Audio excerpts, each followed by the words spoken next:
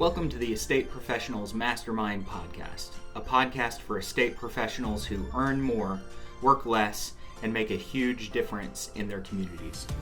If you get value out of this free content, be sure to check out probatemastery.com, where you can get live classes, access to weekly coaching, and valuable courses. To learn more, visit probatemastery.com. Now let's jump into this week's content. This is the Estate Professionals Mastermind weekly coaching call. We do this every Tuesday at 2 o'clock Eastern Time. We're here to take your probate questions, your life transitions and estate questions, your success stories. If you are new here, I want to welcome you guys. Obviously, I'm also welcoming all of our longtime visitors, all the familiar faces that I see. You guys are going to have to bear with me today. I have had a bit of a cold. The craziest thing, Friday mid-afternoon, I got the hiccups, and they lasted for 2 days. 2 days.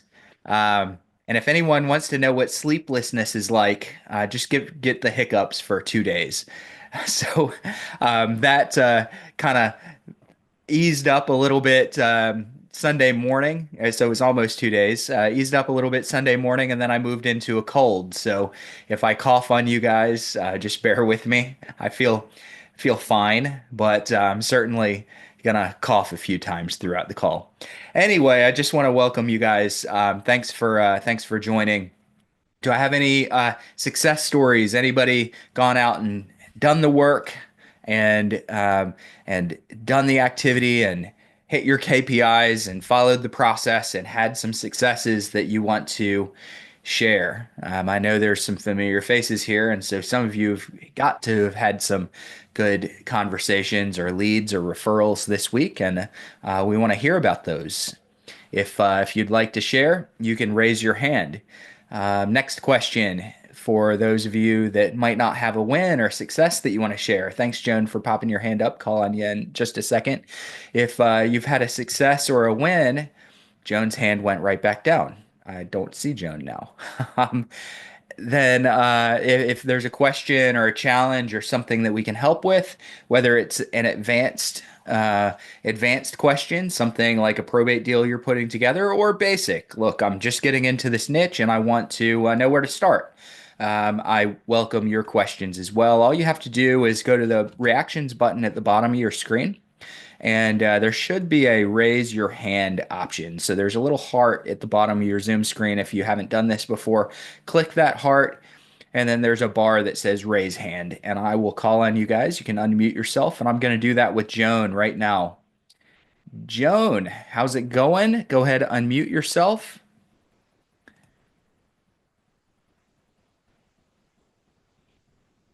Where are you?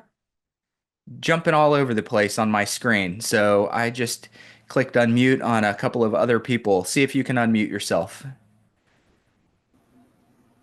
Hello, can you hear me now? There we go. Yep, gotcha. Hi, okay, I'm here in Washington State. I just wanted to say that I'm hopefully coming into a win. I had an offer and I'm a real estate investor. And so I had a few offers for cash on a probate lead and estate that I've been working on for a while.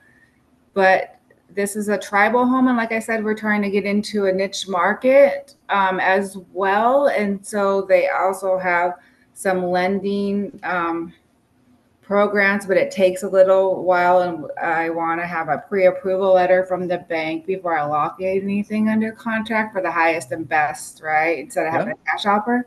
Is that what you guys do too? Do you guys get pre-approval letters from banks or as agents too, or not normally? Yeah, I would say a lot of the agents do it. A lot of it really depends on, excuse me, how you're structuring your deal. So one of the things that I do, let's say if I'm listing a property, and you're an investor, so we'll deal with that in a second. If I'm listing a property, many times what I'll require is that the buyer, depending on the market, but the buyer get qualified with my lender. It doesn't mean that they have to use my lender, but I'll typically line a lender up that knows all about the property, that have that part of the loan process completed. They may even have an appraisal, maybe, depends on whether appraisals can transfer from one buyer to the other, and get that done. And then we get our buyers qualified with that lender. Um, we can't, as sellers and listing agents, we can't require that the buyer use our lender, but we can require that they be approved. Now, on your side of things, let me work on trying to understand this. So you've gone to the lender to get your investors, your cash buyers approved, or who's getting approved? Okay, so no, the cash buyers not being getting approved. They got the cash to bring to the table right now, and Okay. a significant amount, but not as the maximum. So for an appraisal here, because of Washington State, and it is a probate, and a broker's point, just because it is on a tribal land and there is a first lien position that is in place, there will be like a broker's opinion or an appraisal.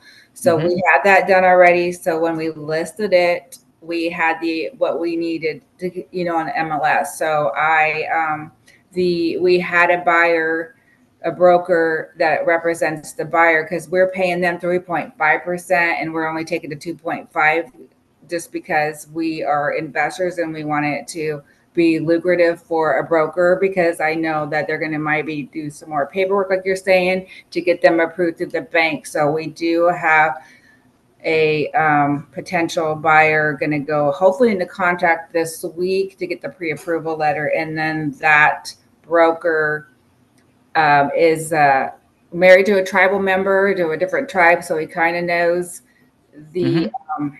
like how to do this a little bit, but not. So this is new that is rolling out here in Washington State anyway, amongst the 29 tribes. These different lenders that offer this product, that's a 184 tribal loan, and so he has to do paperwork for them as well. So like that, you would do paperwork too, like you said, to help get, if it was through your own lender, you'd probably push some paperwork as well. Is that what you're saying? Is that part of your uh, No, I don't normally push paperwork.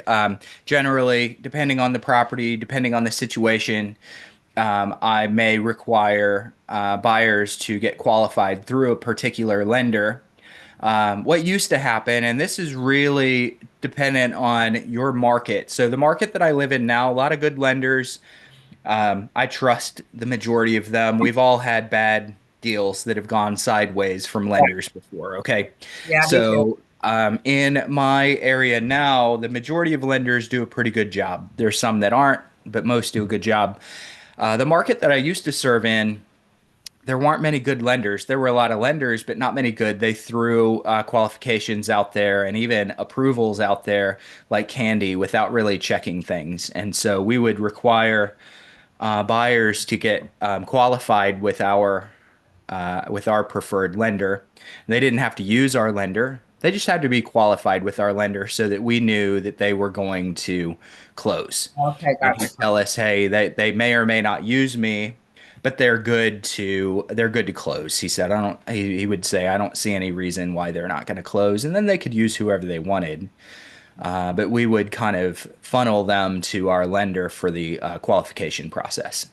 Okay, because the buyer, the broker, and hopefully he's going to be on my team. Well, he will be, not hopefully, he's going to be on my team. So for more of these, right? I'm Great. establishing my team right now, but he did say that he, was required by the lender to do some documents. I'm not quite sure what, and he said that was kind of new because he's never had to do that before. But just Hmm. because of these products and the situation, I think that the lenders probably want everything factual, because it's tribal and it's not reported. A lot of their income is federal, so it's a whole different way of getting them qualified. She's got a traditional job too, but she also has some tribal income that would not be like taxed federally, so it wouldn't show up if you were going to run her social for credit check. You see what I'm saying? Okay. So Yeah. that's a tribal, that's one of the obstacles in Indian country because a lot of them are fishermen and they have all these businesses, but they're because they don't have to pay taxes, they're not going to show up on a credit report through a traditional bank, and you got to jump through Yeah. these hoops. Okay.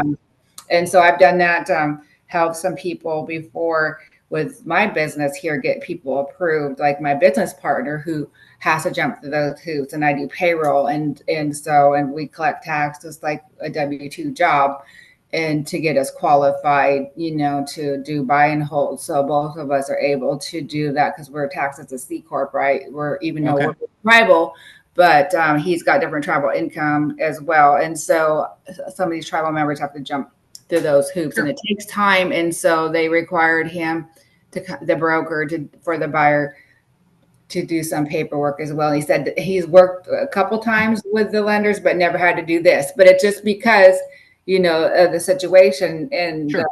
you got to trust the broker because right they are going to have a fiduciary responsibility, right, Mhm. for the to make sure everything is got integrity, I think, too, as well, right? So, and it all Okay. comes down to that. So we'll see. Like I said, I'm excited about this process. Yeah, I would count this as a win. So you find this through prospecting or a referral? No, this it's landed in my lap. It was my business partner's brother, unfortunately passed, and so Okay. it was their mother's house traditionally, and like 30 years ago, and then the inheritance went to the brother Hmm. that was in there, and now he's deceased, and so now all these new programs. So it kind of landed in my lap that way, and because I'm such a perfectionist, like I said, it will help me go, further to find more and try to shop around Right. from leads because I did check on your guys' leads, and I chose Seattle, King County, even though it's a few hours away because it's got like a million population, and I'm in a small little town, like a little country Hmm. town that's not going to probably, have a lot of leads, I wouldn't think. But I was just fortunate. This one is in my town, but until I can afford to get those leads, because it's kind of expensive for King County to buy them. I did check them out, and I was like, whoa, I can't afford that right now at this Sure. point. So Well, hopefully I can so find. that takes me to a few different things. Okay, so number one, your sphere of influence, guys. I don't want anyone sleeping on their sphere of influence if you are specifically an agent, but I am gonna tell you that are investors, this is also applicable to you. Um, the best way to build business is by niching. Okay, so the majority of us are on here because we have niched into, or at least thinking about niching into probate and estate based real estate business. It's the best way to gain attention, gain credibility, build authority in your community is niching. Give you guys an example that isn't perfectly related to your business, but is related to my business as a coach. So, my background is that of a real estate agent, real estate broker, team leader. Ran teams and brokerages for a while, and I got into real estate coaching, and I love general real estate coaching. I really enjoy getting into somebody's business as a whole and working on it. The thing is, um, when you are a coach doing that, you're competing, and many of you are going to recognize these names. You're competing, trying to get clients with Tom Ferry, Mike Ferry, Brian Buffini, Tim and Julie Harris. I could list off dozens of names that most of you guys would be familiar with, and everybody, all of them are kind of competing for, let me coach you on your general real estate business. And a lot of big names, a lot of big marketing dollars. And the same thing applies to you guys in your local markets. You are trying to build a real estate practice, and you can build a real estate practice by everyone you talk to saying, "Hey, I'm a realtor. I help sell houses, or I help buyers buy houses. Hey, I'm the best realtor. I've been in this the longest. I've helped the most." All these things are just kind of they you feed into the system, the commoditized system a bit. So I'm going to encourage you guys to begin to speak to and about this probate, this life transitions, this estate-based niche, speak about that and communicate with your audience, your sphere of influence, the people that know you, the people that you go to church with, the people that are in the carpool lane with you, picking their kids up from school. Talk to these people that you know, that you mingle with, your neighbors. Talk to them about trusts, estate, probate, this sort of life transition niche. Even if you want to grow the rest of your business, the other parts of your business, this is going to separate you. There's no better way to show up with more authority than to be an expert in one aspect. And it helps every other piece of your business. If you're looking for excuses as an agent to have an interaction with someone in your sphere of influence, use the probate excuse. Talk about avoiding probate. Talk about setting up a living trust. Talk about needing a contractor for a probate property.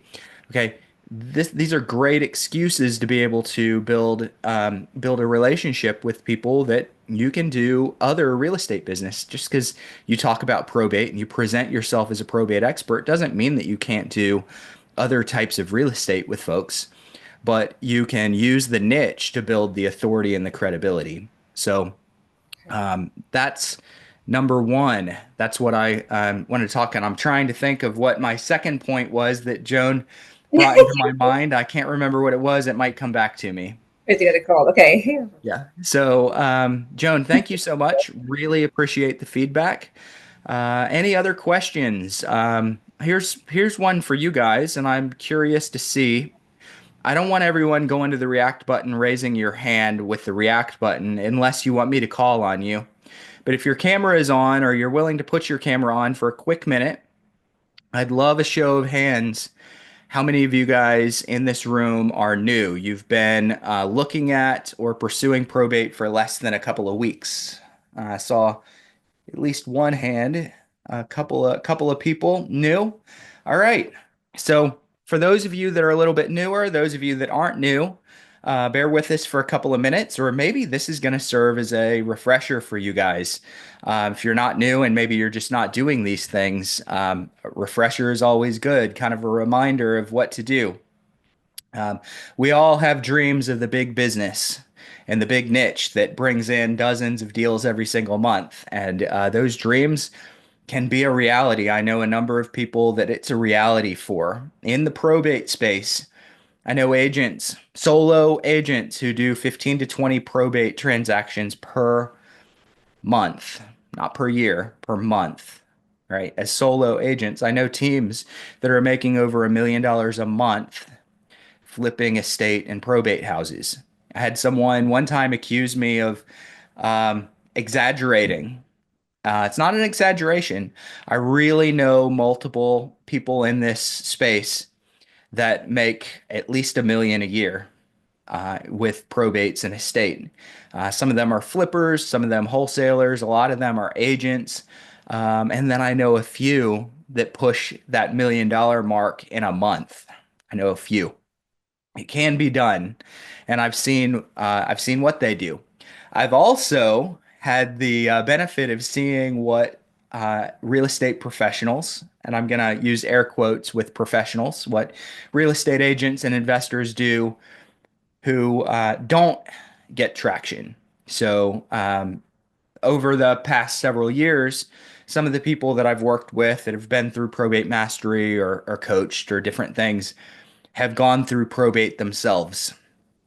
And they've been able to share what they've gotten in their markets. And it's always interesting when someone's in a popular, larger market to see what the competition is doing, because we don't get a chance to see that very often. The only reason I see it is because I see a lot of times what you guys are doing. I don't necessarily see what competitors in real live situations that I don't know. I don't get a chance to see what they're doing. So let me take this opportunity to just let you guys know what your competition's doing. Have someone in a large West Coast market right now who is the executor of an estate going through probate and applied for probate One day, and if you guys have heard this, don't stop me. Just hear it again. Want this to sink in. So this was actually recently filed for probate one day on a Thursday, and on a Friday, gave me a call and said, I think I'm getting my leads too late. Now, how many of you guys feel like, hey, I get my leads maybe once a month and I worry that, and I'll address the where to get leads here in a second, and I worry that maybe I'm too late to the game. I don't know if anyone feels that way or worries about that. So he called and said, I think I'm getting my leads too late. I get leads once a month. And I filed yesterday and I got two calls today, one day after I applied for probate. And he said, I'm calling a month late. I'm going to be like the 50th person in line for this business. And I asked him, I said, are you going to sell the property? We So, hadn't talked about what he was going to do so we with the say property. Are you going 25 to sell instead it? of And he said, I don't know yet. I don't know yet. And I said, okay, so you don't know yet. I'm assuming that since you don't know, you invited those two agents that called over for a property preview. And he said, no, no, no, I didn't invite them for a property preview. I don't know what I'm going to do yet. Okay. Um, so that number one is that's where your prospects are many times. They're going through this probate process and they don't know. They have a lot on their plate. Many times, unless they're financially strapped, many times they're not even thinking about the house. They haven't even had discussions about the real estate yet. So the next question that I asked him, I said, okay, what were the agents or the investors? What were the names of the people that called you? And somebody unmute themselves and take a guess as to what he told me. What were their names? And if you guess and you I have no throw out two idea. random names, you're a genius. Okay. Brad Mark Cream, you Bain. said, I don't know. I don't know their names. Investors. Yeah. Brad gave the correct answer. At least I think he said, I don't know. And that's the answer. unpaid. He got two calls right away, and he doesn't know who they were. So, what are the likelihood that two voices on a phone that the conversations didn't really go very far are actually going to be competitors for him? So here we are, somewhere in the neighborhood of 5 weeks after this experience. And to date, he's had five total calls. This is in a competitive market. A lot of people going after probate leads. So we're 5 weeks later. At this point, his name has hit every probate list that there is, and he's had five total calls. Okay. I asked him recently if he remembers the names, and he's like, "Yeah, I wrote them down, but I gotta go look. I really don't. None of their names are standing out to me," which is beautiful. Okay. If you want to carve a niche out for yourself, this tells you the secret. Make your name known. Make your name, not just your name, but make your service known. If you're competing with people that everybody else forgets their voice and their name within an hour or two, you're really not competing with anyone. All right, so I don't know. So I asked him about mail, and he said one of the people that's called sent him a follow-up letter. And he said, that's the only person that I can think of their name, but I have to go look. I just got a simple letter in the mail.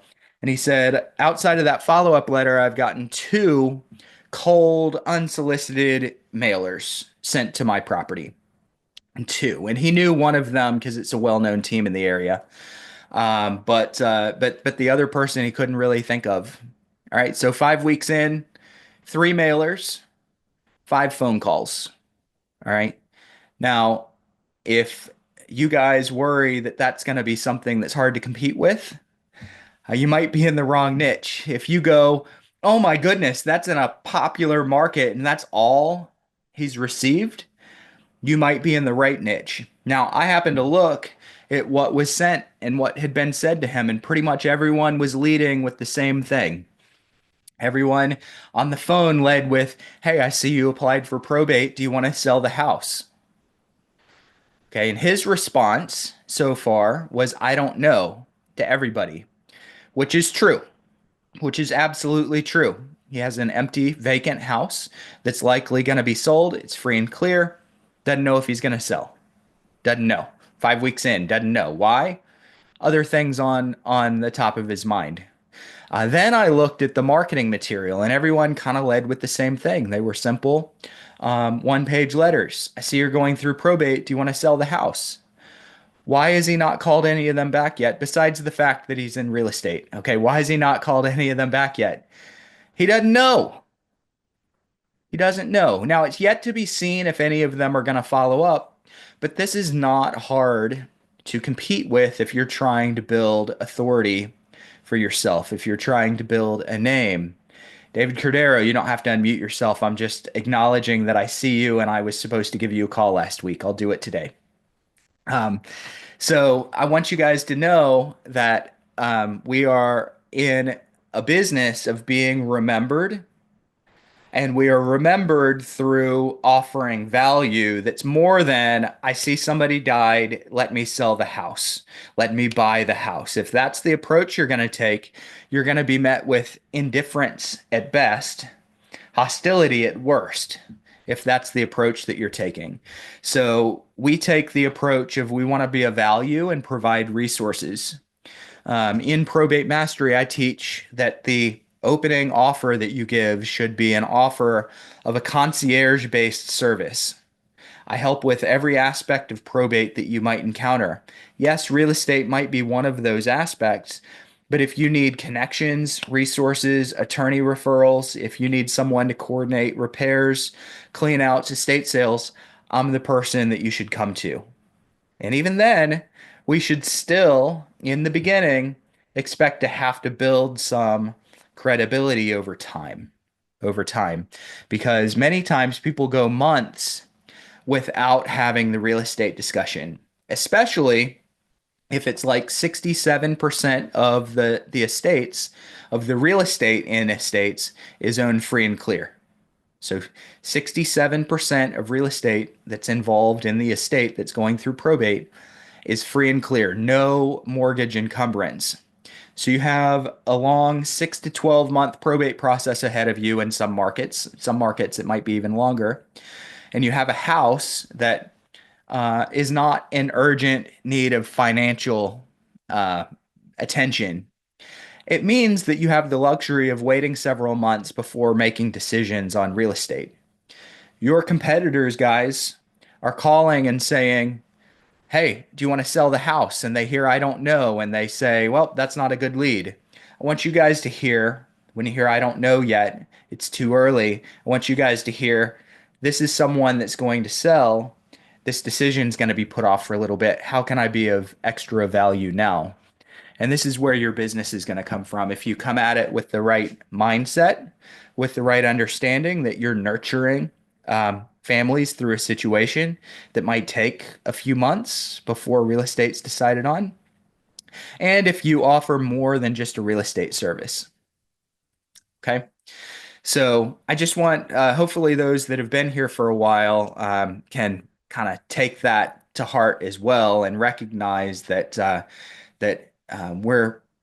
it's nice when we make a quick dollar for our business and our families and put food on our table. It's very nice. That happens. Okay. But we're in it for the long run. And if you want to be one of those agents or investors that's making $1 million a year, or in a few cases, $1 million a month, then you need to build a pipeline of people that you can nurture over time. You have to start it with it by having a conversation and just figuring out where they are. All right, let me go to Priya. It's good to see you. Thank you, Bruce. So I get all the leads to give my probate leads to me, and I've had what you exactly talked about, a lot of resistance, a lot of people hanging up, getting mad at me, because I think the leads that I'm getting might be the wrong kind from what you're saying, is because mine come after probate. So they're done with the whole probate process. So they've already listed, or they've rented the place out, or they're not going to sell anytime now. So is there another kind of lead that I should get? Is there anything like pre-probate leads? Or I feel like I'm coming much later in the game and they've already decided on what to do at this point. So that's one. Priya, so most of your, Yeah, I'm sorry. Go ahead. No, go ahead. Finish your question and I then Yeah, I feel like most of the coaching here is towards that pre-probate when people have just passed away and they're just starting the probate process where they're Thank looking you. at That's the it. lawyers and something else, but and everything else. But mine come to me like post-probate, they're all settled. So how do I approach that is my question. without naming your specific city, remind me the state that you're in.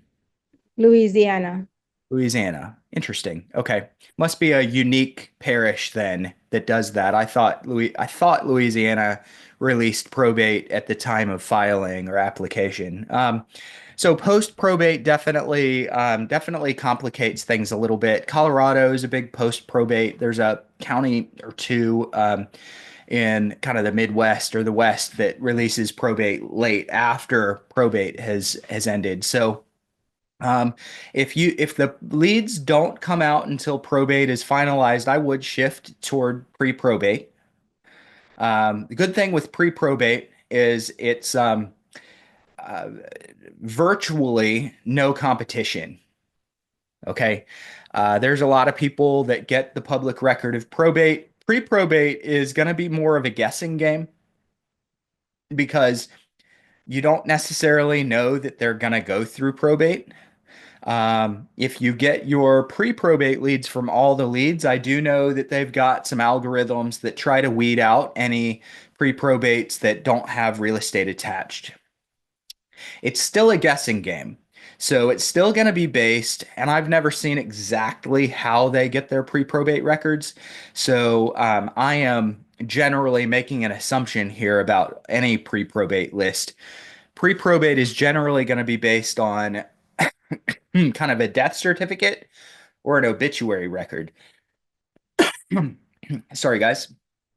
So, um, with something like an obituary record, you need to realize that it'll list the survivors many times, survived by in the obituary record, and a lot of times it'll name the town that that person lives in. So let's say you're in Louisiana. Let's just pretend New Orleans. I'm not sure where, but let's just pretend. And it'll say Jane Doe of New Orleans passed away peacefully on Sunday night, October 31st, and survived by Jane Smith of Chicago, Illinois. So what'll happen with all the leads is they'll go out and they'll do a more advanced skip trace that says who's Jane Smith in Chicago, Illinois that might be related to someone named Jane Doe. And they'll do the most likely match. But a lot of times you'll get 6 or 7 or 8 or 9 or 10 different possible relatives on that list. And it's not uncommon that you'll call Jane, and Jane says, yeah, I'm related to John, but he's sitting beside me. Okay, so it's not wildly uncommon that that would happen. And you need to just recognize that I always say, oh, that's got to be a relief. I'm sorry, I just had the wrong Jane. And most of the time we kind of make it a joke and I move on. But there's more sifting and digging to do. Okay. Another thing that you could do with pre-probate records. Now, I advise that you go ahead and work pre-probates. But if you're a little bit worried about the freshness of pre-probate, maybe you get the pre-probate list, which is almost always significantly cheaper than a probate list. You get the pre-probate list and you let it season for a month. So you're always maybe a month ahead of time. And about a month to 2 months is when the average person, the average family goes and petitions for probate. So I want everyone here to know that sometimes people don't petition for probate for years. Sometimes they petition 1 week later, but about a month or two is normally when most people are petitioning for probate. So if you were to get a pre-probate list and let it sit without doing much for a month, and a month in, you start to work it, that's about the time that they would be applying for probate anyway. Okay. But I think you probably ought to shift toward pre-probate if I were you. I would Yes. also heavily pursue the attorney relationships. Heavily. Create So that's content. another thing I wanted to bring up was most of the attorneys I mean, every probate has a different attorney. There's no repetition of the same person. I've not seen one yet. Yeah. So I don't know why that is, but so what is the point in establishing a relationship with any of the, if they don't repeat, Sure. there's no Well, pattern in it. they might not repeat often, but I they got it. repeat. Um, so I I kind of like the attorneys that aren't repeated over and over and over again on the same file all the time. The attorneys that are constantly, I see multiple times every time that there's a file, not always, but a lot of times they have long established relationships with agents or investors, and it's a little bit more of a battle to work into that relationship. Now, I'm putting some spin on this. If you were to say, hey, I see this attorney's name 6 times every month, I'd tell you, hey, you have to go build a relationship with that attorney. But I will also tell you many times they do have an agent or two or three that are in rotation. So you've got to work your way onto their list. The attorneys that might not do that many, um, they normally don't have anybody else that's come to them and asked for referrals. They don't likely have any other agents or investors that are offering value to their clients, and so they're a quicker conversion. It might not be as much business per attorney, but it's not much of a fight to win yourself to get to the top of their list. And the other thing is if they're only doing one here and one there, they're probably also supplementing their business with estate plans and trusts and different things. And if they're administering those trusts and estates as well, they have trust and estate referrals that might not need to go through probate. So they might be referring or closing or helping it dissolve real estate much more than you're seeing because you're only seeing the probate side of their business, and you're not seeing the estate and trust side of their business. So So how do you recommend we approach them? Just the way that you coach, the same way approach these attorneys as well? are you saying the same way I coach to approach The attorneys, you know how you have the letter to the attorneys and ask, yeah, yeah. yeah, things Nope. like that. Yeah. I don't No. do mail to attorneys. Only Okay. after a relationship is formed do I do mail to attorneys. So always a phone call for me. There are letters. So those of you that maybe subscribe to all the leads, which is probably the top place that I would refer if you don't have leads. There are several lead companies out there, and I like the majority of them. I do like all the leads best. I think their data is the best. So that was a question a little bit ago that I was going to forget if I didn't get that in there. Okay. Um, so um, they have letters to attorneys. I don't mail attorneys, I call attorneys. And the way that I call an attorney is not, hey, a couple of mistakes that I see people make. Hey, I see you're working with this person. By any chance, do they want to sell? Who are you and I mean, do I know you? Do they know you? No, no, I'm just seeing if they want to sell. Usually that doesn't go anywhere. Another mistake I see people make is, hey, I'm an agent. I was wondering if you have an agent that you refer your business to. That's a mistake. Okay. I'm an investor. I was wondering if you have an investor if you refer your business to. I think that's a mistake. For me, I work in the real estate space. A lot of my business seems to be in the probate and the trust and the estate space. I have clients that need trust and estates, and I occasionally, I always say this, occasionally, I have clients that also have to go through probate. Now, I'm going to talk out of both sides of my mouth. I'm going to say I always have clients that are going through probate. It depends on where I am in my business. Right now, I don't always have clients because I'm spending so much time putting it into probate mastery. But if I had a lot of clients, I still wouldn't say to the attorney, I always have probate clients. I want to keep a low profile. I don't want to come off arrogant.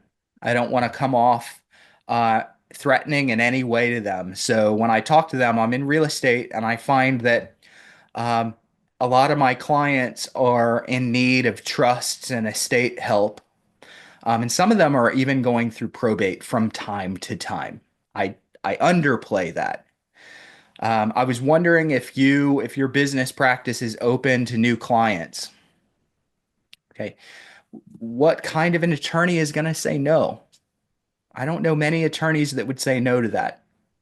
Um, I'm not promising to refer them all my clients. I stop short of saying I want to refer everyone to you, but I get that. Yes, yeah, we always take new clients. Okay, great. I'm looking for an attorney in the local area that might be a good referral partner that I could recommend for trust and estate work or even probate work. If you're open to that, is there any chance I could see your office and see your practice for 10 minutes sometime next week? What attorney is going to say no to that? So I get in the door with that 10-minute, let me see your practice. I go in with a few questions. I ask them about their business. At the end of it, I say, I'd be remiss if I didn't point out that I'm also working on growing my business. Do you ever run into anyone that needs real estate work? And if so, is there anything that I could demonstrate to you that might make you feel comfortable with an occasional referral? Downplay, downplay, occasional referral. Is there anything I could show you? I know that if I can get that small commitment, I'll work into the everything commitment from them later. Thank Okay? you. All right. Thanks. Um, Question just popped in before we go to Mike and then Luz. Question, where do we get a copy of this recording? If you're not part of the Estate Professionals Mastermind group on Facebook, go join that. Estate Professionals Mastermind. I don't know how many members we have, 7, 8,000, something like that. And we post that. Queenie just put it in chat. We post that copy of the recording normally by the next day. Most of the time, it's same day. It also goes on YouTube. So if you want to watch past recordings, past trainings, workshops, different things, go over to YouTube and look up Probate Mastery. We've got loads and loads and loads of training content in this space. Thanks for the question. Let's go to Mike. How's it going? Hey, Bruce, I'm well. How are you? Very good. Very good. So I'm relatively new here. The last couple of weeks, and you mentioned the agents, investors, alumni of Probate Mastery doing the numbers they're doing. 5, 10, 20 closings a month, and the revenue that you spoke of. Somebody new comes in and goes through the course, digests it, executes on all the fundamentals. What's a realistic timeline to see results of, maybe not in that nature, maybe, it could be more, but realistic results, like, maybe five closings a month, 10, whatever it may be, if you're following the process, executing on all the fundamentals. What's the real timeline look like? Is it 6 months, 8 months, 12, 24? I think that your pipeline can predictably produce what you assume is like maximum export coming out of your pipeline at about the 12-month mark. So 12 months, not everything that's in your pipeline will have come out of it, but you can expect that pretty much everything that you've been nurturing from start to finish is about that 12-month mark. And that's when the But flywheel would start and reciprocate over and over from that point on. it's going to reciprocate over and over a lot faster than that. That's like when it's going to reach its max based on your current skill. Okay. As you increase your skill, that max is only going to increase. But about 12 months is when the majority of what's going to come out of that pipeline is come out of it. And then there's going to be some trickle that comes out of a good pipeline after you've worked that particular pipeline for 12 months. Generally speaking, 4 months is when you start to get a really steady flow of appointments, listings, or contracts signed. Inside of 4 months is generally going to be pretty uncommon. I'll talk to you guys about an experiment that I'm running right now. I've been adjusting the prospecting approach that I teach to be very farm centered, where we're spending time kind of doing more of a long-term nurture relationship, trying to be remembered and stay with people here for a little while. So, in doing that, our calls are focused very heavily on getting permission to send resources and services for later on the initial call. And on an average week right now, I think we're hitting somewhere in the range of 11 or 12 leads that we identify as they're probably going to sell, and they have agreed to receive our information. Okay. Now, I want at least 20% of that to come out of the back end. So if I can identify 10 leads a week that I believe are going to sell, and that they're okay with me sending my resources through the mail, it can be email too, but I really want to put something tangible in their hands. Then I'll put them into a long-term marketing system. And there's going to be follow-up calls and things in there as well. So my goal is just in the beginning, just identifying who's going to sell a house, not who wants an appointment right now, not even who says they're going to sell a house, not even who says they're going to sell. So some of what I'm telling you guys with the folks that are doing 10, 15, 20 deals a month, many of them started doing that after we made these adjustments in their coaching meetings. And I started looking at it going, man, I'm missing some of this. So I haven't been actively pursuing production here for several years. I'm missing some of this. So 2.5 months ago, we started pursuing it here. And I think it's been right at about 2.5 months. And about 2 weeks ago, we started getting a relatively steady flow of initial appointments. So it's taken 2 months to the initial appointments many times. And some of those initial appointments still aren't ready. I'm finagling my way into an appointment sometimes with someone that goes, yeah, I think we might sell, but we're just not ready yet. So these appointments are at about 2 months. Sometimes they're ready to go. It's like, come list the house, come give us your presentation, give us your price. Sometimes we're probably going to sell in a couple of months. And then I work into, could I swing by for 10 minutes? So those initial appointments, many times for me right now, 2 months in, are not always full blown. I'm presenting, I'm getting FaceTime and building rapport. It's part of the nurture campaign. But 4 months is definitely, I've seen too many people that have started to see their listings and purchase contracts taken start to take off at that 4 month mark of staying consistent and being remembered through a farming type of campaign after that initial conversation. Okay. And just a quick follow-up on this. As a bare minimum conversion rate, meaning if you're not hitting this, you're in the wrong group, you cut the cord now because you're not going to succeed. What bare minimum conversion rate should someone expect, based on calls? Bare minimum 2%. 2%. Okay. Yeah. Bare minimum. Okay. Okay. I've got plenty of people that don't do 2%. They are worse than 2%. Normally, if you're worse than 2%, you're going to be at zero. Okay. It's kind of one of those things that you're either at zero or 2 is a cakewalk. Okay. And is the zero, they're just not executing, following the process? Yeah. Yeah. They're If just you're not following doing the anything? process, you're following it poorly, but you're following the process, 2%.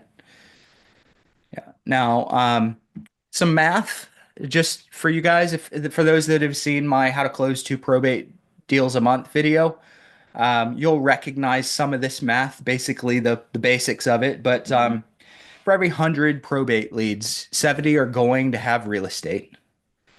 35, not 35% of the 70, but half of the 70 that have real estate are probably going to end up selling.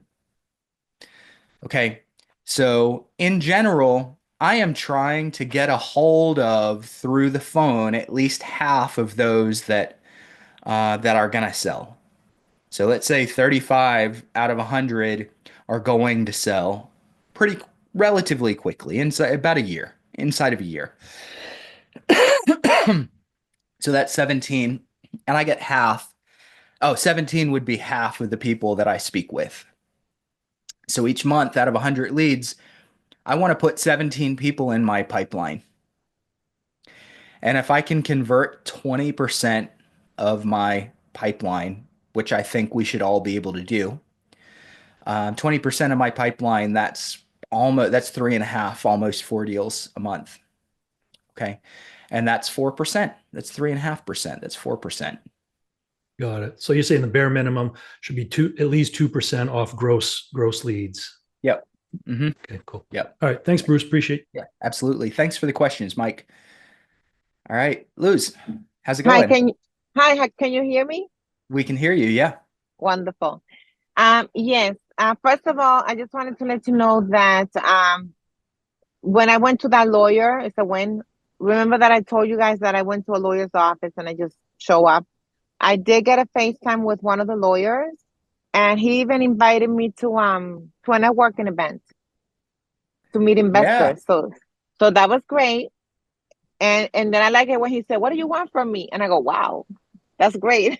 Yeah. So yeah, he was very friendly, down to earth. And so my question is, I am organizing now because I took the course, but I am going back to my notes and organizing everything because I have to be organized. So I'm organizing my campaigns, my marketing campaigns. So I know that when I start getting leads, I'm going to have a lot of leads. And I just want to know how I would not get overwhelmed and how do I organize all this? Because I have to, let's say right now I have somebody, an angel gave me 200 leads. Thank you. Thank you for Cam.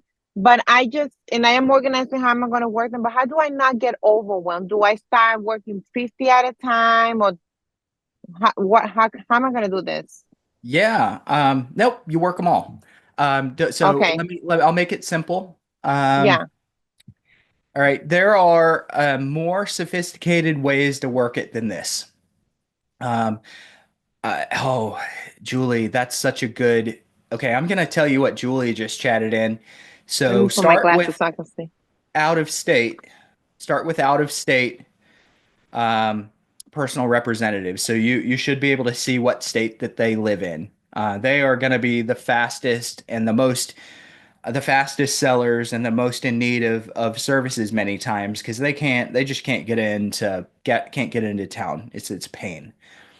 Um, Now let's pretend for a minute that you didn't start with out of state. So I completely agree with Julie. One of the things that a lot of people make the mistake of is they ignore the people that are in their own backyard that still need services. So totally agree with Julie. That's going to be the easiest thing for you to do is just filter by the 20%, 15%, something like that don't live local and call them. Okay. Now let's go back to our pretend scenario that you're going to call everyone. First thing I want you to do is create a couple of good, warm follow-up messages. One or two for an email, one or two or three for mail. All right, so you've had a conversation with someone, they've indicated to you that there could be a sale coming up.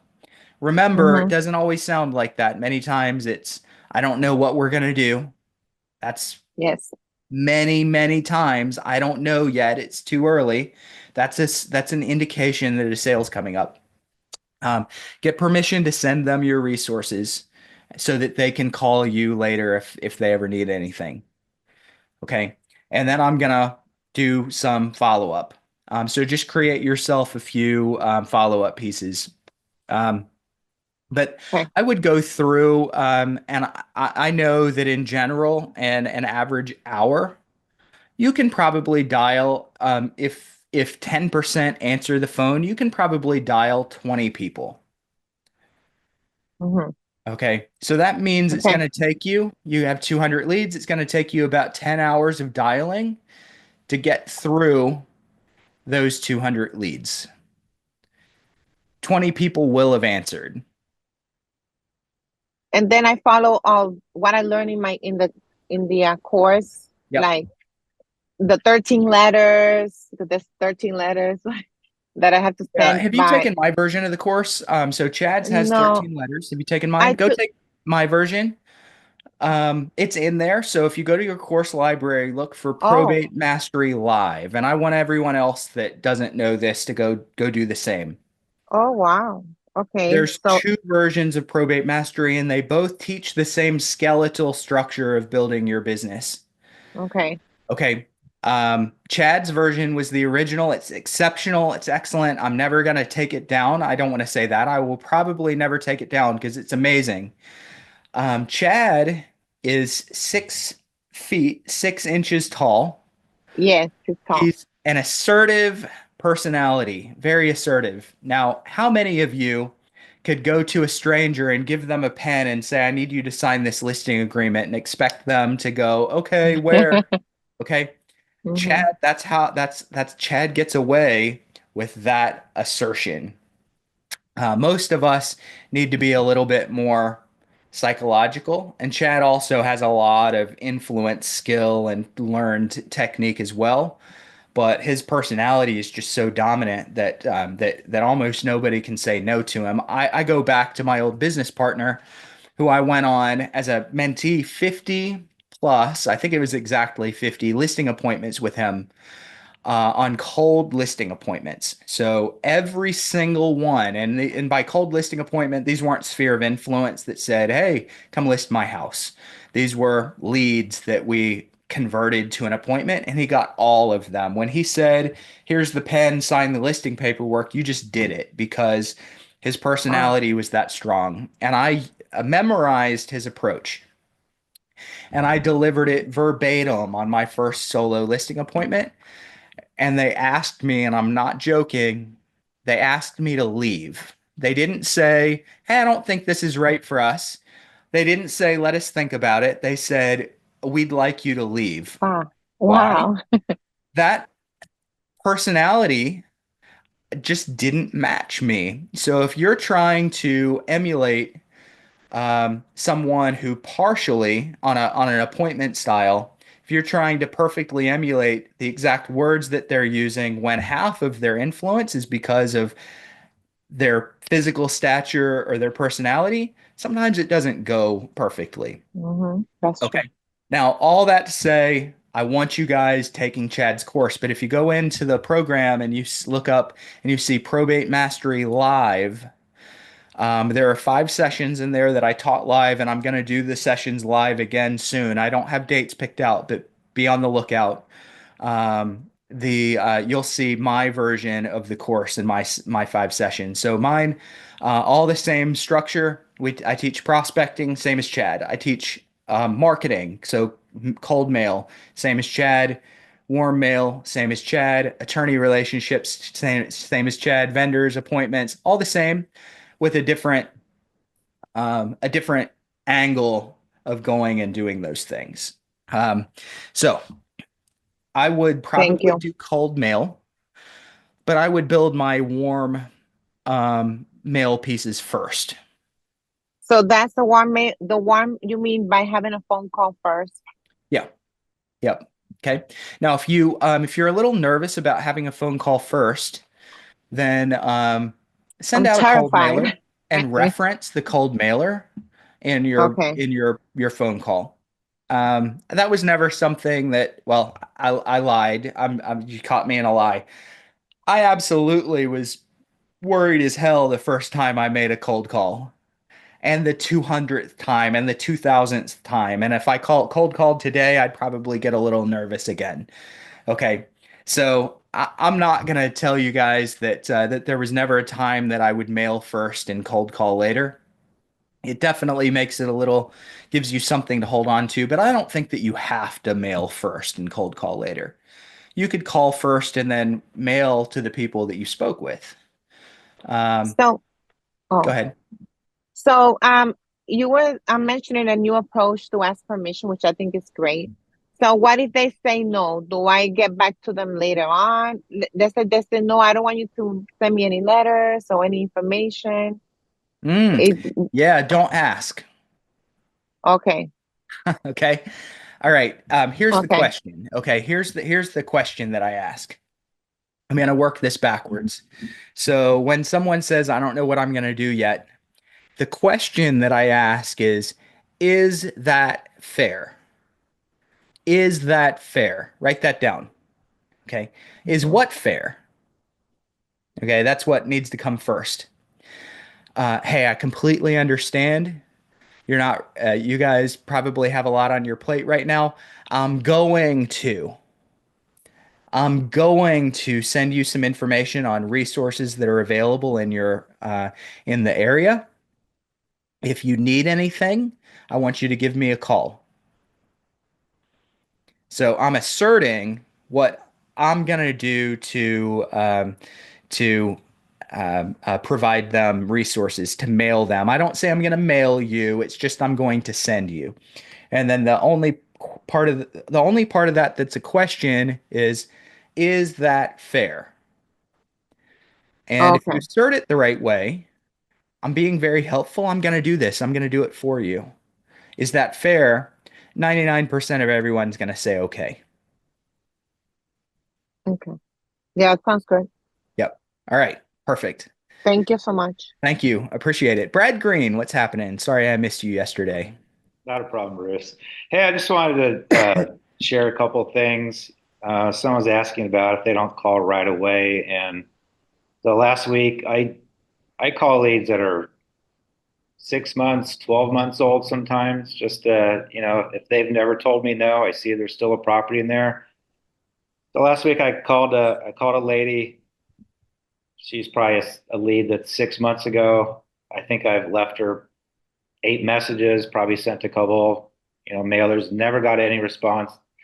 She did happen to answer this phone and she's like, oh yeah, we definitely need the property cleanup and all that. And so I'm meeting with her tomorrow. And she's very clear of, well, how do I get paid? And I told her, hey, I try to provide service and, see that I do a good job with, helping with your home, then you'll at least consider me when you go to sell your property. So, well, we're definitely going to sell. So just don't give up on them if they've never told you no, you haven't reached out to them. Keep plugging away. And also when you call them that first when they just filed probate, oftentimes they're getting bombarded with people, and so they're just going to immediately tell you no, and they're going to hang up on you. They're not going to give you the time of day. And I often find calling them, after a month or 2 months, that they're a lot more receptive. They're not, most agents have given up by then. Yeah. Yeah. By most, pretty much all Yeah. have given up at that point, right? So I am going to pull back something that you just said really quickly, real fast. I agree with it. They do perceive that they're getting bombarded.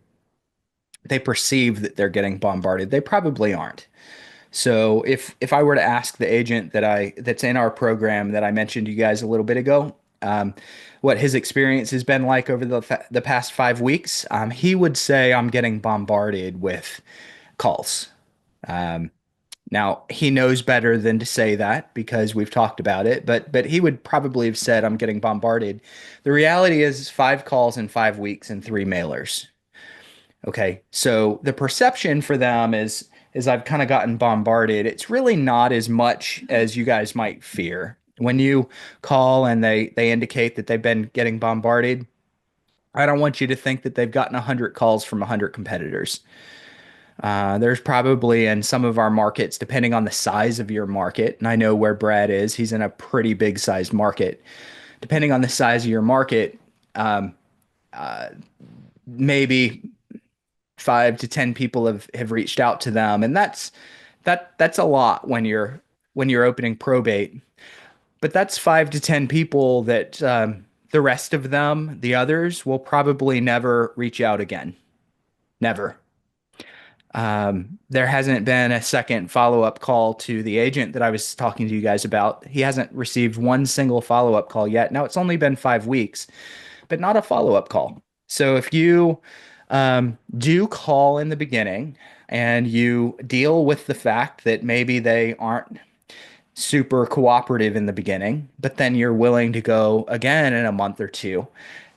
I agree with Brad completely. You're gonna get a lot of business out of that. If you're there to help and you're willing to get back in touch with them at a time again later. But you do need to make the initial call too. And Brad was not, Brad, I know I'm not correcting you. You weren't saying not to make the early call. You were just saying No. sometimes they're not ready yet. And you need to be willing to go back again in a few months. Yep. Good stuff, man. Good. I appreciate it. Anything else to add? Have a good week. All Thank right. you. Good. Good. Okay, guys. Much appreciated. Thank you. Thank you all so much for being here. Same time next week. We do this at 2 o'clock Eastern time every Tuesday. If nobody has taken, if you guys have not taken Probate Mastery and you're looking to get certified, we have the Probate Mastery certification courses, my version and Chad's version, both together under one purchase over on probatemastery.com. Would love to have you guys in, get you certified. And thanks so much for being here. See you next week.